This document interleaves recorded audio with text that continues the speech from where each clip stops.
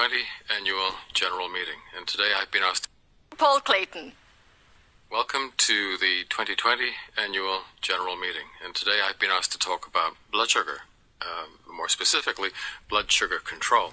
And as it's 2020, I just happen to have access to the American National Diabetes Statistics Report, which came out earlier this year, and it portrays a fairly gloomy picture of the situation in North America, and that doesn't bode very well for us Europeans either, because we tend to follow America when it comes to all things diet-related. So what's the situation over in the US of A? Not very good. 1 in 10 adult Americans is currently diagnosed with diabetes, and that's type 2 or non-insulin dependent diabetes mellitus. Alarming enough, but that's just the tip of the iceberg, because a further 1 in 3 have been diagnosed with metabolic syndrome. You can think of that as the preclinical precursor to type 2 diabetes. And once you've been diagnosed with metabolic syndrome, most people, unless they really change their lifestyles, within 5 to 8 years will progress to clinical diabetes with all of the risks attendant. The iceberg is larger than that, because both diabetes and metabolic syndrome are underdiagnosed. In fact, they're hugely underdiagnosed. So I think it's quite possible that where I said 1 in 10 Americans are diagnosed with diabetes, it may well be that 12, 13, or even 14 adult Americans now have this. And where it says 1 in 3 diagnosed with metabolic syndrome, it may be as much as 1 in 2. Who knows? I don't think anybody really knows. We have clues which come from a couple of other areas. If you have metabolic syndrome or type 2 diabetes, you will typically have other kinds of problems, including non-alcohol related fatty liver disease, and the figures for that appear to be about 1 in 4 at the moment, and you will very commonly have hypertension. Other problems as well, such as problems with plasma lipid profile, but according to the CDC data from last year, 1 in 2 American adults now have clinical hypertension, an astonishing figure. And then if you add in the people who have preclinical hypertension, just a little bit below the hypertension cutoff, but they're moving in that direction, you have to throw in a lot more people besides. You have to set this in a context of a culture where 89% of the population is now overweight, and at least 38% of them are physically inactive. And that's important because being overweight and being physically inactive are significant risk factors for developing metabolic syndrome and clinical diabetes. And I'll go into the details of that in the next few slides. If it was just a problem with blood sugar, we wouldn't have to worry too much about it. But the real problem is that having either diabetes or, to a lesser extent, metabolic syndrome increases the risk of a number of subsequent pathologies, including heart disease and stroke. Along with stroke come the dementias, both vascular dementia and Alzheimer's. Kidney and liver disease, the risk of both of those conditions is increased, as is the risk of cancer. A lot of different diseases under that heading, and I'm thinking particularly of the gastrointestinal tract cancers, but there's 1 or 2 others besides. And then we can throw in blindness, nerve damage, impotence, and a range of other side effects or long-term sequelae to diabetes. And now you can begin to see, I think, why a diagnosis of diabetes increases the risk of early death. And we all know about the so-called deaths of despair caused by drug addiction, overdoses, things like that. But diabetic complications are another major contributing factor to the fact that life expectancy has been falling for 4 years in the United States, the last 3 years in the United Kingdom, and is starting to show downturns in vulnerable or bellwether groups in many other countries. Once you start moving into diabetes, a lot of different things are going wrong. Fatty infiltration of the muscle, intoxication of mitochondria, changes in the beta cells in the islets of Langerhans in the pancreas. For example, you're losing increasing numbers of those beta cells, and not only is insulin changing, but so is the less well-known hormone amylin. Some of the gut hormones are shifting around as well, the ones which are involved in satiety. So there are many, many problems that are developing. This very complex machinery is breaking down in many, many places. But we can simplify this, and for the purposes of this presentation, I'm just going to talk about 3 compartments, if you will, in the body. the gastrointestinal tract, the blood system, and skeletal muscle. Now, skeletal muscle is important because I know people think that when insulin kicks in, glucose is cleared from the blood and stored as glycogen in liver. That's true, but the storage capacity of liver is quite small. Muscle is a much more important sink. Now, that system works pretty well if you're living in the way that evolution designed us to live, as a hunter-gatherer. Now, there are hunter-gatherer cultures which still exist, and if we look at a population like this, diabetes, metabolic syndrome, problems with blood sugar control don't exist. And the reason for that is they have very well-developed skeletal muscle. They're constantly on the move. They take high levels of physical exercise, constant physical activity, which means that the skeletal muscle has a high count of mitochondria. Those are the organelles within the cell where fuels such as sugar are burnt, oxidized, and transferred into ATP, which is the energy molecule for all of our cells. And because the mitochondria are very active and the muscle is fit, it is expressing on its surface these glucose uptake receptors called GLUT4. That is what healthy, exercised muscle looks like. The hunter-gatherers aren't eating much sugar. There's not much starch in their diet either, so the amount of sugar entering the gastrointestinal tract is pretty small. Moves into the blood, and there you've got all of these glucose uptake systems, the GLUT4, which takes that glucose, brings it into the muscle where it is consumed in the mitochondria. Very little sugar is left in the blood, just enough to be able to continue to function.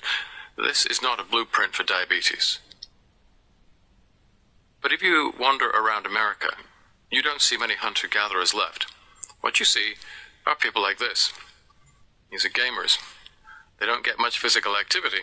So when you look at their skeletal muscle, what you see is a reduced activity, reduced levels of mitochondria, reduced expression of these GLUT4 receptors. This is under-exercised muscle. But they have another problem as well. And the other problem is that they're eating huge amounts of sugar. This data only goes up to 2005, and what it shows is an increase in the average intake of sugar in 1820 of about 4 pounds per year, per person. And you can see that by the year 2000, that has increased to about 115 pounds. Now, the sugar industry would have you believe that since that time, levels of sugar intake have declined, but it looks to me as if they've massaged their data, and in reality, levels of sugar have probably increased slightly or possibly plateaued. I don't see any convincing evidence that that is getting better. So what is happening is we're pouring vast amounts of sugar into our systems, into the gut.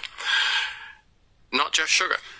We're eating far more starch. This is a typical hunter-gatherer diet. You can see a lot of it is fats and proteins, not much starch there at all. That's a hunter-gatherer type of diet. What do we eat now? We eat junk, ultra-processed foods with huge amounts of carbohydrates as well as the sugar. You can see in the Coca-Cola in the cup at the back there. Lots of flour, lots of potato products, lots of carbohydrates, which once you eat them, they're digested, they're broken down in the small intestine into more sugar. So let's go back to those gamers. Their skeletal muscle is dysfunctional, and they're pouring enormous amounts of sugar into the gut, which is absorbed into the blood, and you don't really have enough uptake of that sugar into the muscle because the muscle just isn't very active, and so it accumulates in the blood. And as we get older, other pathologies might kick in. We become less mobile, less physically active, and so the activity and the functionality of muscle declines even further. And if you're still eating this Western ultra-processed diet, the sugar continues to build up in the blood, and now there's hyperinsulinemia, hyperglycemia, and chronic inflammation, structural changes to enzymes, cellular receptors. This is a system that is going wrong in many, many different kinds of ways.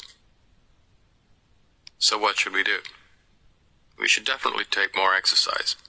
Relatively easy to do if you're living in Europe, where the cities are still largely fairly pedestrian friendly. Not so easy to do if you live in America, where the cities tend to be built around cars and they're very spread out. It's actually rather difficult to walk the streets in Texas, in California, in Florida. But exercise is certainly a good thing. Because when that happens, you're starting to recreate decent functionality in the skeletal muscles. The numbers of mitochondria increase. Mitochondrial neogenesis, new ones form. The GLUT4 receptors, the glucose uptake pumps, increase on the surface of the muscle, and more of the glucose that is in the blood is taken up into the muscle, and if at the same time you reduce your intake of sugars and starches and go into something that's more like a ketogenic diet, then levels of sugar, glucose in the blood will continue to fall. And if you were diabetic, you will move back to metabolic syndrome, and you will then move back to normality. You can cure yourself. And we know this because this has been shown repeatedly in the last few years by Mike Lean. He has shown that weight loss, calorie restriction, is enough in many cases to reverse type 2 diabetes. He wasn't the first to show this by any means. William Noller showed the same thing in 2002, a combination of weight loss and exercise. And the Australian academic Karen O'Day did the same thing in 1980. And other people have also showed this same kind of pattern.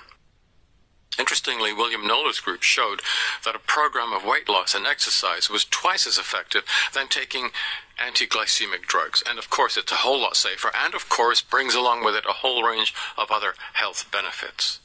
Now, there's another paper here that is not quite as well known by Richard Feynman's group, and what he was able to demonstrate that carbohydrate restriction on its own is really, really helpful. It reduces high blood glucose, as you can see here, does not require weight loss and leads to the reduction or elimination of medication. So a ketogenic diet in itself is a good thing to adopt. When it comes to weight loss, if you're trying to do it that way alone, as a rule of thumb, a weight loss of about up to 10% of your body weight seems to be what is required to trigger these types of improvements. So if you're 200 pounds, you need to lose 20 pounds. If you're 300 pounds, you need to lose 30. And again, none of this is new either, because the French doctor Apollinaire Bouchardin in 1870 published a report saying severe calorie restriction is enough to reverse diabetes. This was not exactly a clinical trial. This was the siege of Paris. The city was besieged. No food was coming in. There were, people were hungry, people were starving.